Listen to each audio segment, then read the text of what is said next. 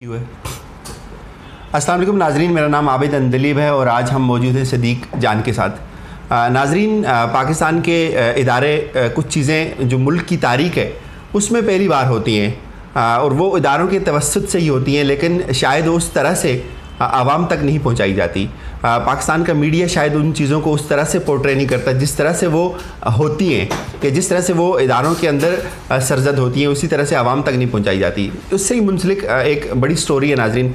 पाकिस्तान की तारीख़ में एक बड़ा नाम है मलिक रियाज़ का, और उसके साथ उसकी एक अपनी एक प्रॉपर्टी टाइकून के नाम से उसकी एक पहचान है, बैरियर टाउन के नाम से।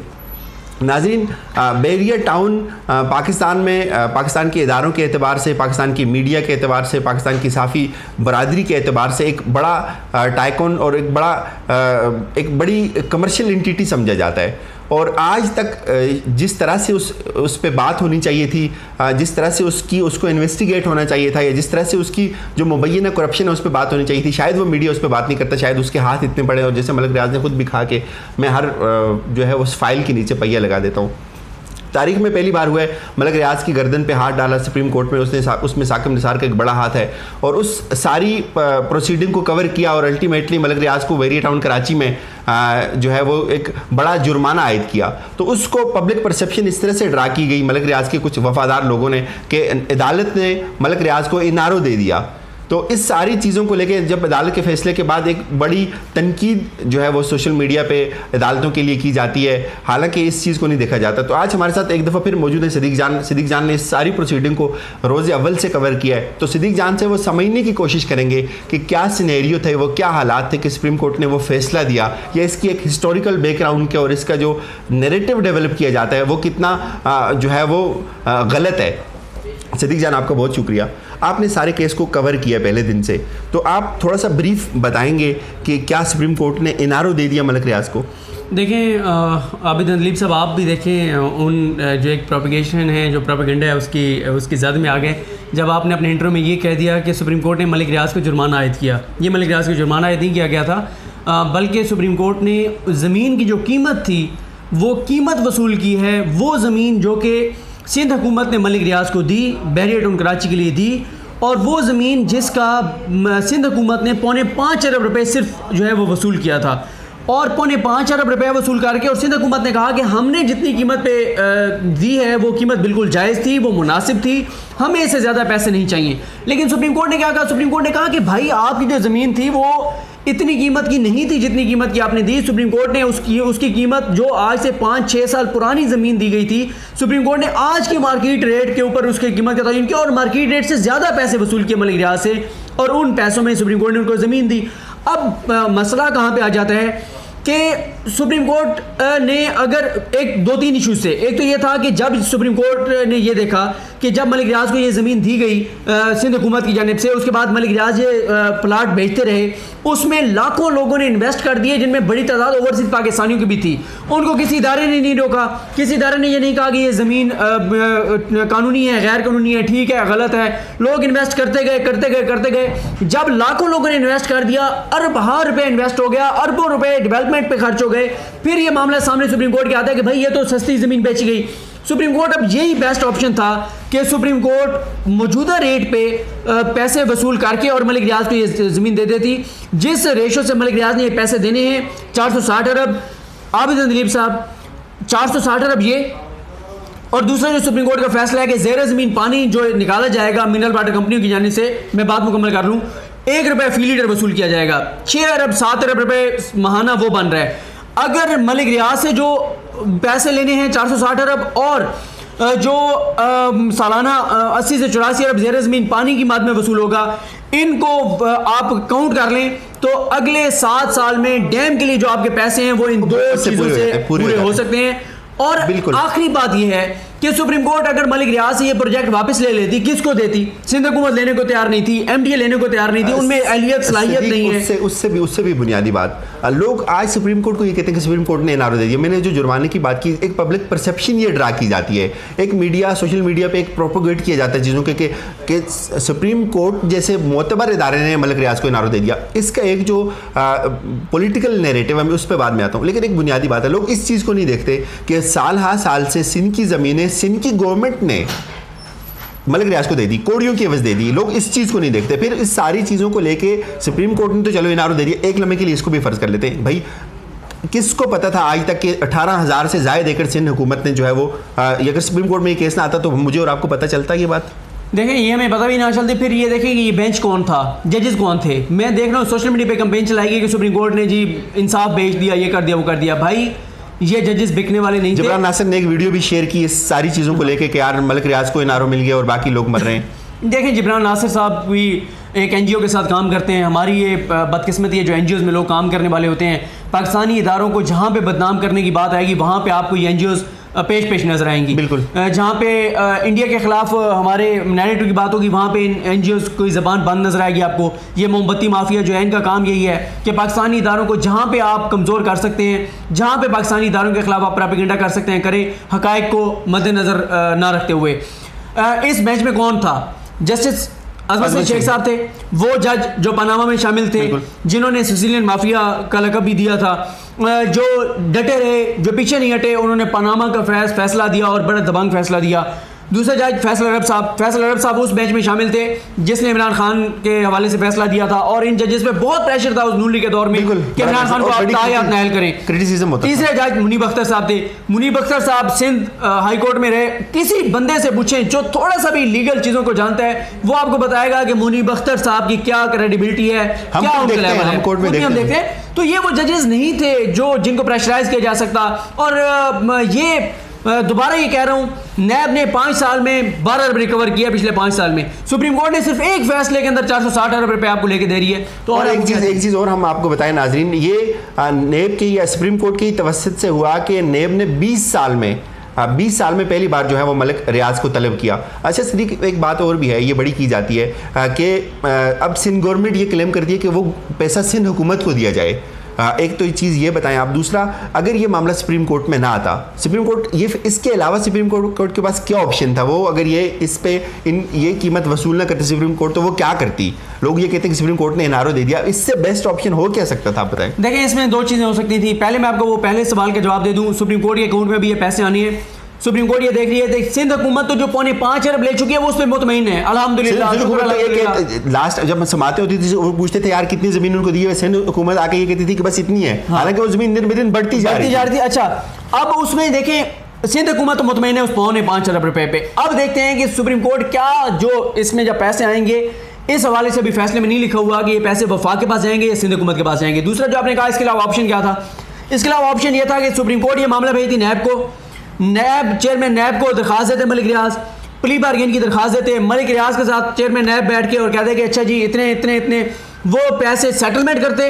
100, 150, 200 अरब से ज्यादा की कभी सेटलमेंट नहीं होनी थी नैब के अंदर, कभी होता ही नहीं है। वो तो कहता है मैं हर फाइल में पहिया लगा देता हूं। अच्छा, वो प्ली बार्गेन करते, प्ली बार्गेन होती और मामला खत्म हो जाता। तीसरा ऑप्शन ये था कि प्ली बार्गेन भी ना होती, मामला ट्रायल होता, ट्रायल चलता, पहले तसाब अदालत में 5 साल केस चलता, फिर आगे हाई कोर्ट में चलता, सुप्रीम कोर्ट में जाते जाते 15 साल गुजर जाते, और एंड पे फिर जाके 15 साल बाद आपने कहना था जी 600 अरब दे दें। तो 20 साल बाद अगर आपने 600 अरब लेना था तो ये बेस्ट ऑप्शन। मैं देखें, तनकीद बहुत ज़्यादा हुई, मेरे ऊपर तनकीद हुई कि आप इस बात में, मैं एज ए पाकिस्तानी समझता हूँ कि आप यही इस वक्त ज़रूरत है पाकिस्तान के अंदर कि इन लोगों से पैसे वसूल किए जाएँ।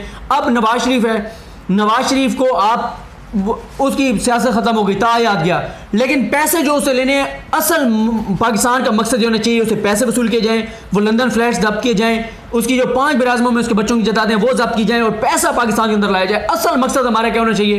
पैसा होना चाहिए। वो सऊदी मॉडल जो है, इनको पकड़ के डालें जेलों के अंदर, इन्हें कहें पैसे दें, और या चाइना मॉडल, ठीक है, चाइना मॉडल में तो बिल्कुल समरी ट्रायल करें, समरी ट्रायल के बाद इन लोगों से पैसे भी लें और इनको फायरिंग स्क्वाड के आगे खड़ा करके और फारिग कर दें। यही ऑप्शन है आपके पास। अदरवाइज आप एहतसाब को उस तेज़ी के साथ आगे नहीं बढ़ा पाएंगे जिस तरह से बढ़ाना चाहिए। अच्छा, इसी फैसले को मुंसलिक अगर हम करें, थोड़ा सा आगे बढ़ाएं, एक चीज़ और की जाती है कि अभी मकामी आबादियों को जो है वो वहाँ बड़ा ख़तरा लाहक हो गया इस फैसले के बाद। लेकिन एक चीज़ ये भी आप बताएं नाजरीन को कि किस तरह से अब इस बैरिया टाउन की हदूद बंदी हो गई। पहले ये तय नहीं हुआ था आज तक कि बैरिया टाउन का इलाका या रकबा कितना है, और दिन ब दिन वो एक्सपेंड होता जा रहा था। उसमें उसमें बेशुमार ऐसे लोग आते थे जो शायद गरीब लोग होते थे, कब्जा माफिया उनकी ज़मीनों को उनसे छीन लेता था, और ये उसकी जो बाउंड्रीज थी वो तय नहीं हुई थी। अब इस फैसले की एक चीज़ तो ये एक बड़ी चीज़ हुई कि उसकी जो बाउंड्रीज थी उनका तयन हो गया है, यानी कि ये इलाका बैरिया टाउन का है, इससे बाहर बैरिया टाउन का कोई इलाका नहीं है। तो इसके ये इंपॉर्टेंस है। ये लोग इसको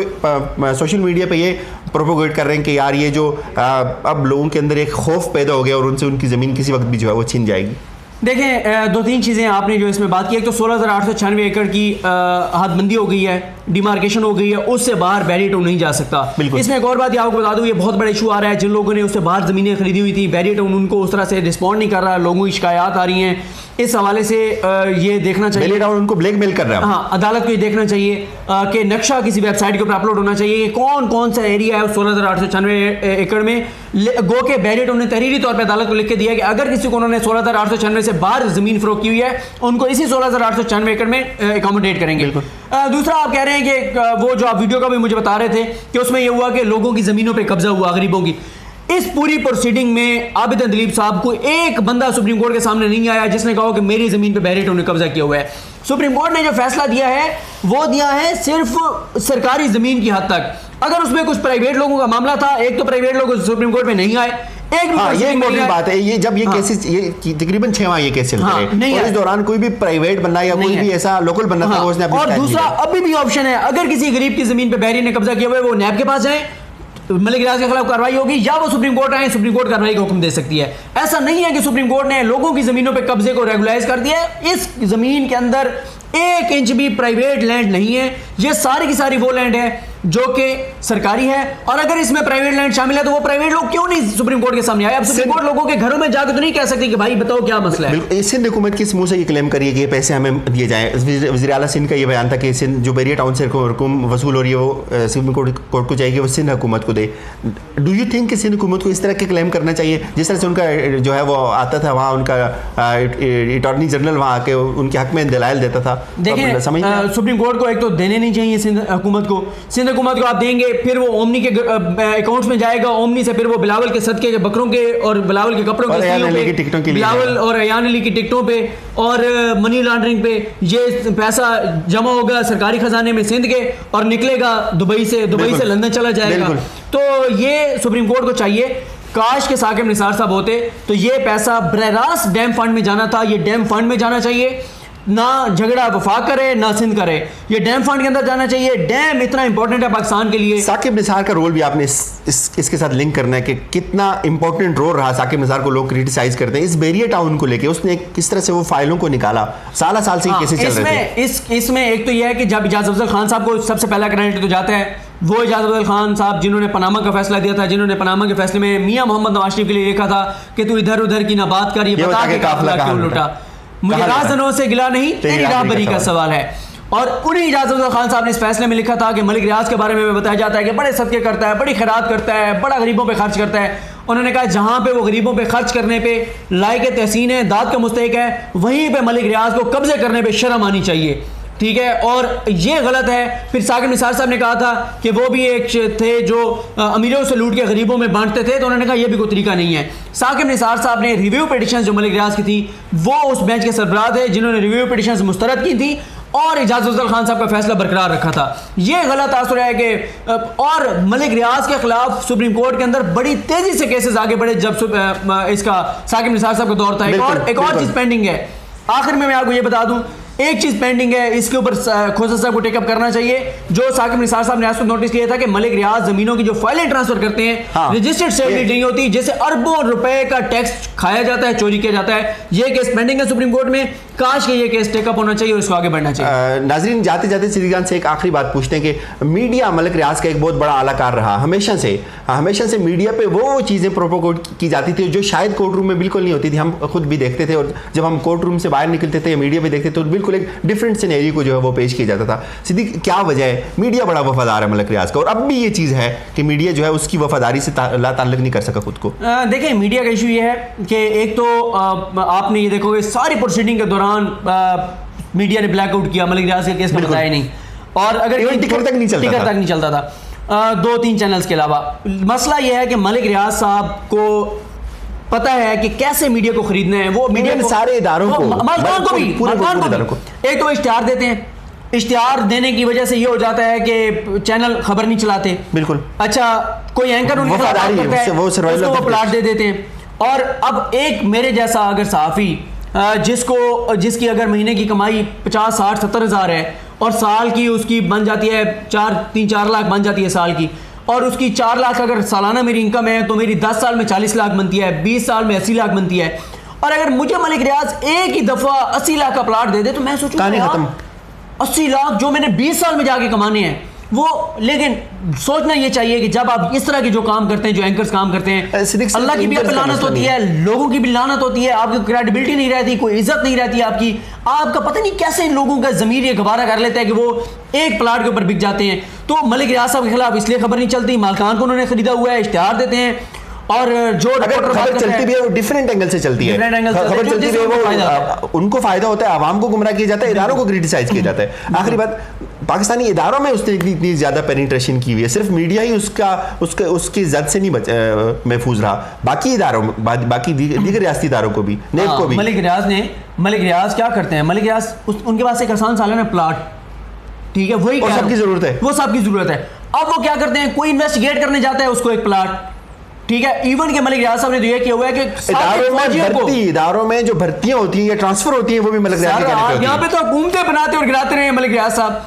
वजीर आला सिंध ये मुराद अली शाह साहब, इनके बारे में है कि इनको मलिक रियाज ने कहा था कि इनको लगा दें, ओमनी ग्रुप ने कहा था कि उनको लगा दें, वो जो अनवर मजीद है उन्होंने कहा। और ये भी लास्ट टाइम की सुप्रीम कोर्ट में ये बात चली कि यार जो आखिरी एक बात जाते जाते, एक बड़े मशहूर सहाफ़ी हैं जिनकी चिड़िया उनको खबर देती थी, उनकी चिड़िया कौन थी, उनकी चिड़िया थे मलिक रियाज एक दौर में। क्यों? जरदारी साहब ने जो फैसला करना होता था वो मलिक रियाज से मशवरा करते थे, चिड़िया मलिक रियाज थे, वो मलिक रियाज उनको बताते थे कि फलां बंदा फलां ओहदे पे लगने जा रहा है, वो पहले खबर दे देते थे। तो ये इस तरह से मलिक रियाज साहब का तरीका वारदात रहा है। गो के अब वो मलिक रियाज आपको बेबस नजर आते हैं, उनके नैब में भी केसेस चल रहे हैं, उनके FIA में भी केसेस चल रहे हैं। मलिक रियाज कमजोर हुआ साकिब निसार के बाद, डू यू थिंक कि पिछले 20 सालों में कभी ऐसा हुआ? कभी ऐसा नहीं हुआ था। बहुत शुक्रिया सिद्दीक जान। नाजरीन, बड़े इदारे बड़े लोगों के साथ मिलकर, बड़े सियासतदान बड़े सरमायादारों के साथ मिलकर अपने मफादात का तयन करते हैं और आवाम को गुमराह रखने के लिए एक मीडिया को आला कार के की हैसियत से इस्तेमाल किया जाता है। उम्मीद है आज का ये काम आपको पसंद आया होगा। मुझे दीजिए इजाज़त, आप सबकी समातों का बहुत बहुत शुक्रिया।